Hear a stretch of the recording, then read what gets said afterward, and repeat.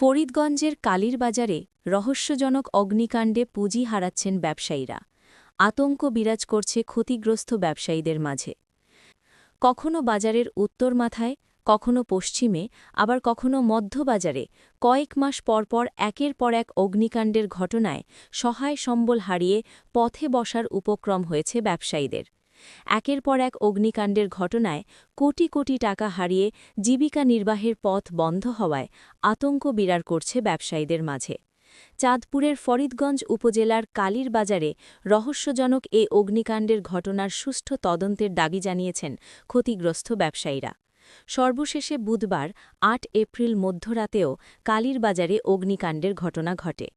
খবর পেয়ে ফরিদগঞ্জ ফায়ার সার্ভিসের একটি ইউনিট ঘটনাস্থলে পৌঁছে স্থানীয়দের সহযোগিতায় ঘণ্টাব্যাপী চেষ্টা চালিয়ে আগুন নিয়ন্ত্রণে আনলেও ভবন মালিক ও ৬টি ব্যবসা প্রতিষ্ঠানের মালামাল সহ পুড়ে প্রায় অর্ধ কোটি টাকার ক্ষতিগ্রস্ত হয়েছে।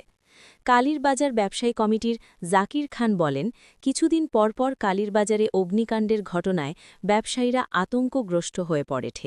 গত এক দশকে অন্তত ৮-১০ বার বাজারে ছোট বড় অগ্নিকাণ্ডের ঘটনা ঘটে। এতে অনেক ব্যবসায়ী এই বাজার থেকে ব্যবসা গুটিয়ে অন্যত্র যাওয়ার জন্য প্রস্তুতি নিচ্ছেন। এর রহস্য উদ্ঘাটনে সংশ্লিষ্ট কর্তৃপক্ষের দৃষ্টি কামনা করেছেন তারা। ফরিদগঞ্জ ফায়ার সার্ভিস স্টেশনের দলনেতা মোহাম্মদ বিল্লাল হোসেন বলেন, অগ্নিকাণ্ডের সংবাদ পেয়ে তারা দ্রুত ঘটনাস্থলে গিয়ে আগুন নিয়ন্ত্রণে নিয়ে আসেন।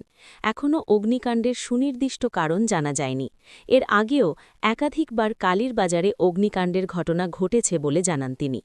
এ বিষয়ে ফরিদগঞ্জ পুলিশের পুলিশ পরিদর্শক তদন্ত এমদাদুল হক বলেন, অগ্নিকাণ্ডের সংবাদ পেয়ে ঘটনাস্থল পরিদর্শন করেছে পুলিশ। লিখিত অভিযোগ পেলে তদন্ত করে প্রয়োজনীয় ব্যবস্থা গ্রহণ করা